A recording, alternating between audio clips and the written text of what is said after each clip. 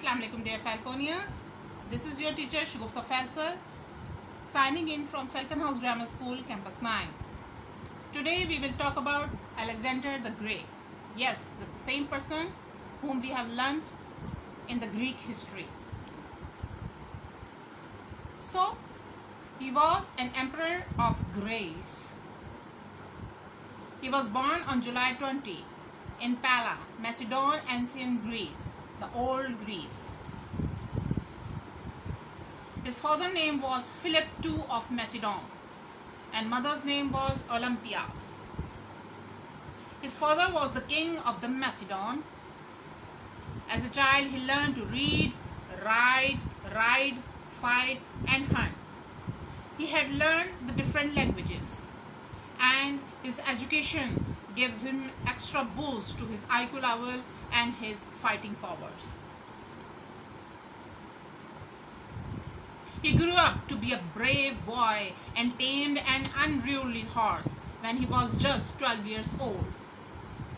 The horse named Bacephalus, that was his famous horse, which is still present in the form of the statue. This horse became his favorite horse. Yes, the Bucephalus, and served him for several years. King Philip asked the great philosopher Aristotle to teach Alexander and provided the Temple of Nymphs at Myas, or you may say Myaza, as a classroom. He had provided them, the teacher and the student, a complete temple as a classroom.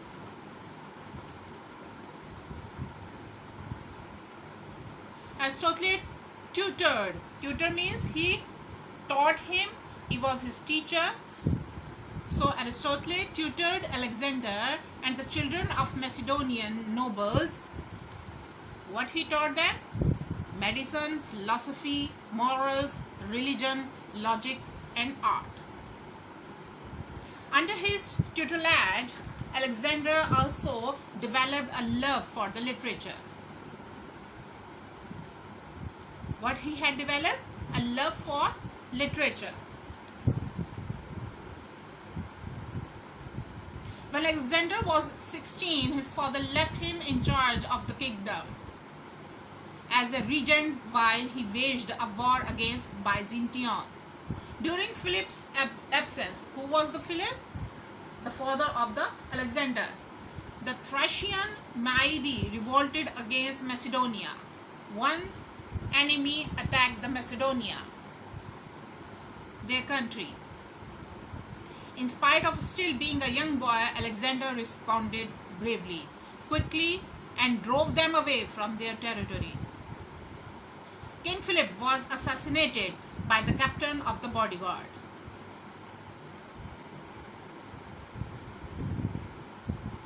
Alexander was just 20 years old at that time, was proclaimed king by the nobles and the armies. Upon ascending the throne, he set upon eliminating all his domestic enemies and potential rivals to the throne. And his mother ordered the execution of his cousins and step siblings who they consider to be the threat. All the cousins and the step siblings, step brother, sister, were threats for their life. The news of the King Philip death sparked a series of rebellion from Thebes, Athens, Thessaly, and the Thracian tribes north of Macedon. Alexander gathered a Macedonian cavalry of 3,000. What he had gathered? Cavalry means army. Army of total 3,000. And forced the Thessalian army to surrender. He was also successful in defeating the Thracian tribes. So he was a great conqueror.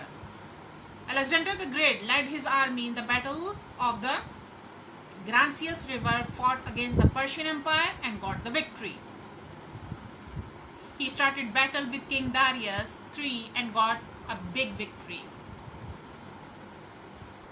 Alexander and his army marched into India in 327 BC, launching a campaign into the northwestern Indian subcontinent.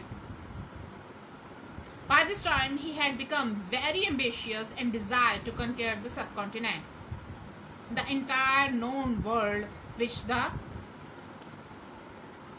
he was so eager to conquer the entire world,